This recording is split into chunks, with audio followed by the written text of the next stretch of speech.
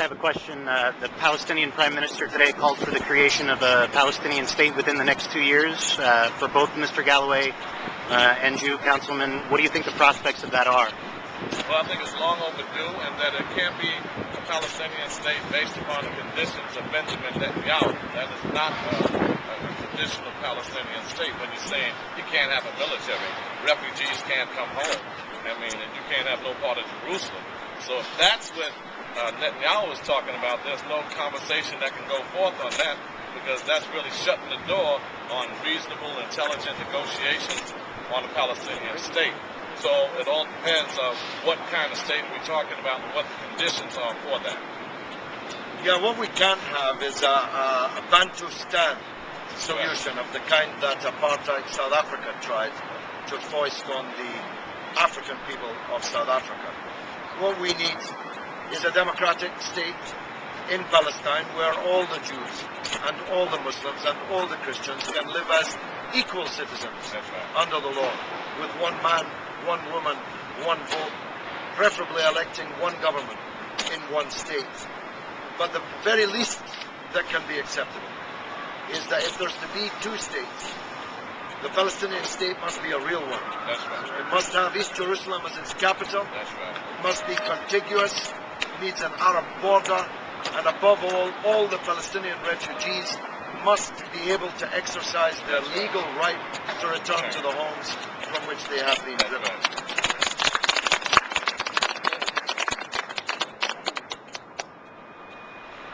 With Hamas in charge of the Gaza Strip, are you concerned about them getting involved in the process of distributing supplies or them taking Not at all. It supplies? is up to the Palestinian people to determine who their leadership is. I'm not there to tell them who their leaders should be and who should distribute anything. That's up to the Palestinian people. I believe in their right to self-determination. You know, it's an odd attitude that we have to elections, isn't it? I was watching Fox News this morning.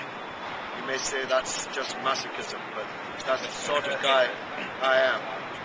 I heard them talking about the need to recognize the democratic legitimacy of the elections in Iran.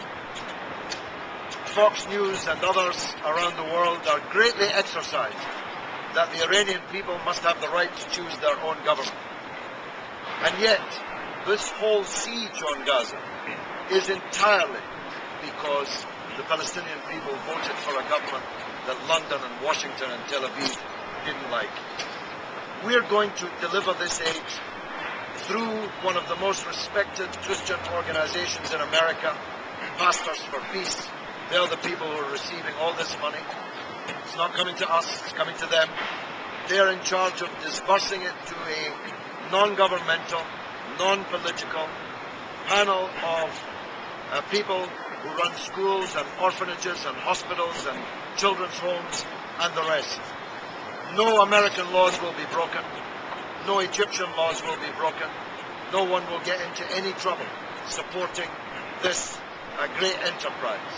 And when those American flags go across that border, hundreds of American flags, it'll be a sight that has never been seen in the Middle East before. Because, as I said, normally death comes in the colors of the United States. We're going to be delivering life in the colors of the United States. God willing. Thank you. Thanks very much.